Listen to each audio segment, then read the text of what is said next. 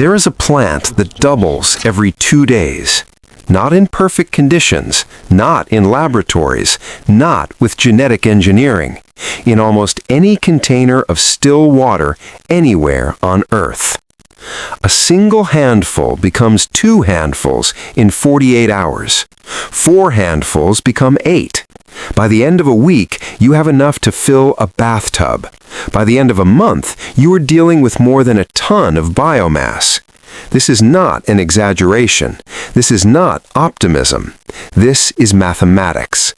It is exponential growth so aggressive that biologists classify it as the fastest growing flowering plant on Earth. But speed is not what makes this plant remarkable. Speed is not what makes it disruptive. What makes it dangerous is what it contains. By dry weight, this plant is 45% protein. Eggs contain about 12%. Beef contains roughly 26%. Chicken contains about 31%.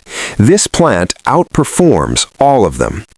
And this isn't low-quality protein, not incomplete protein, not the kind that forces you to combine foods just to survive.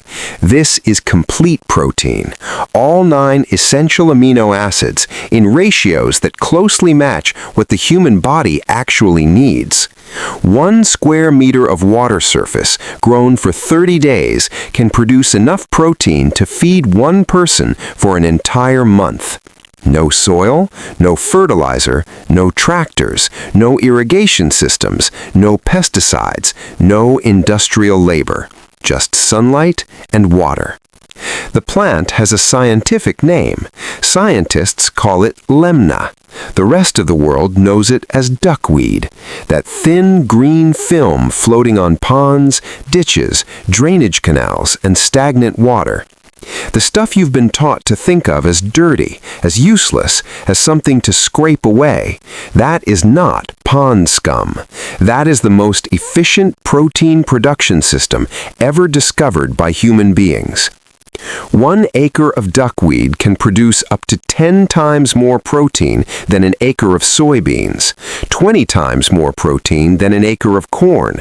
It produces food faster than any agricultural system humans have ever created. And then there is the part that changes everything. Duckweed doesn't just grow, it cleans. As it grows, duckweed absorbs nitrogen from the water. It absorbs phosphorus. It absorbs excess nutrients from agricultural runoff. It absorbs heavy metals. It takes water that would otherwise poison rivers, lakes, and groundwater and converts that pollution into edible protein. It cleans the water while feeding whoever harvests it.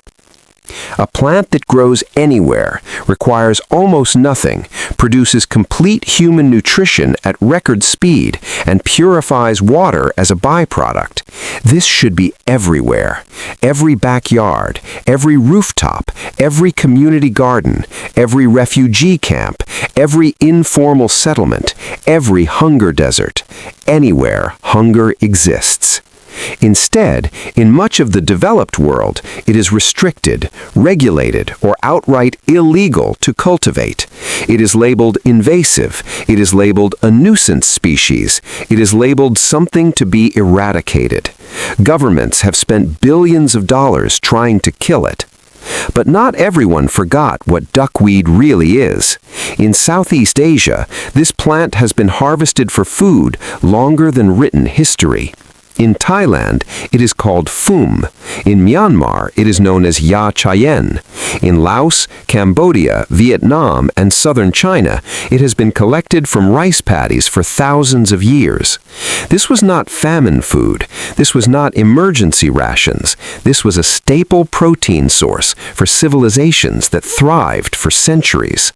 The oldest known references appear in Chinese agricultural texts dating back to around 200 years before the Common Era. Ancient farmers noticed patterns. Ponds covered with duckweed produced healthier fish. Rice paddies with duckweed needed less fertilizer. Livestock fed duckweed grew faster and stronger. They did not understand nitrogen cycles. They did not understand amino acid synthesis. They understood results. Over time, entire food systems evolved around this plant. Rice paddies grew duckweed on the surface. Fish lived beneath it, eating the excess. Pigs and chickens were fed duckweed harvested from the edges. Animal waste fertilized the water. Duckweed cleaned it again. Zero external inputs, zero waste, closed nutrient loops, self-sustaining food systems that supported millions of people for generations. When European explorers reached Southeast Asia, they documented these systems with astonishment. A Portuguese missionary writing in the late 16th century described villages that appeared to grow meat without pastures. He could not understand how protein seemed to appear from green water. The knowledge existed, the systems worked. Then colonialism arrived. European agricultural models did not include pond cultivation. They did not include integrated agricultural systems. They included land ownership, monoculture crops, export-oriented production, purchased inputs. Wetlands were drained. Traditional systems were dismantled. Duckweed cultivation was dismissed as primitive. Within 2 generations, knowledge that had sustained entire civilizations began to disappear. But not everywhere. In Bangladesh, the poorest communities kept growing it. In rural Myanmar, families maintained backyard ponds. In the Mekong Delta, elderly farmers remembered the old ways. The knowledge survived on the margins. Then, in the 20th century, duckweed was rediscovered by accident. In the 1980s, NASA was searching for the ideal space crop. The requirements were extreme. It needed to grow rapidly in confined spaces, produce complete nutrition, recycle wastewater, generate oxygen. Duckweed met every requirement. In 1985, NASA researchers published data that surprised even themselves. Protein content, 45% by dry weight. Doubling time, approximately 48 hours. Nitrogen removal, up to 99%. No other plant came close. Follow-up studies at the Kennedy Space Center calculated yield potential. 1 hectare of duckweed surface could produce up to 140 tons of dry protein per year. Soybeans produce less than 1 ton per hectare per year. That is not 10 times more efficient. That is over 100 times more efficient. Later research analyzed duckweed's amino acid profile. Studies published in peer-reviewed journals confirmed it closely matched the nutritional requirements defined by the Food and Agriculture Organization of the United Nations. The limiting amino acid was methionine, but even that exceeded minimum human requirements. This was not animal feed quality. This was human food quality. Human trials followed. Controlled studies showed digestibility above 90%, bioavailability comparable to eggs, a mild, slightly nutty flavor, no adverse effects. The conclusion was clear. Duckweed is suitable for direct human consumption. Then came the wastewater studies. Researchers demonstrated that duckweed could remove up to 95% of nitrogen and 70% of phosphorus from sewage and industrial wastewater.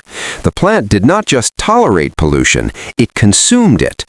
Pilot projects in South Asia processed sewage through duckweed lagoons. The output water was clean enough for irrigation. The harvested duckweed was fed to fish farms. The fish were sold in local markets. Waste became protein.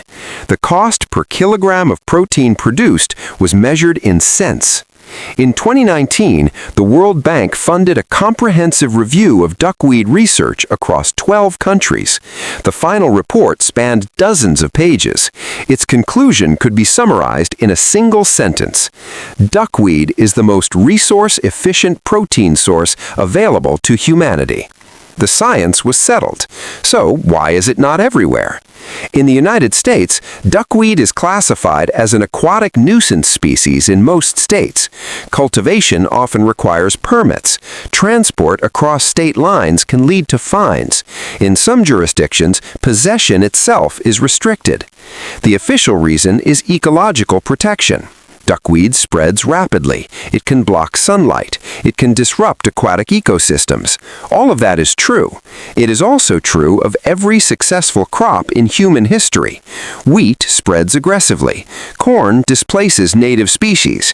Soybean farming destroys habitats at massive scale.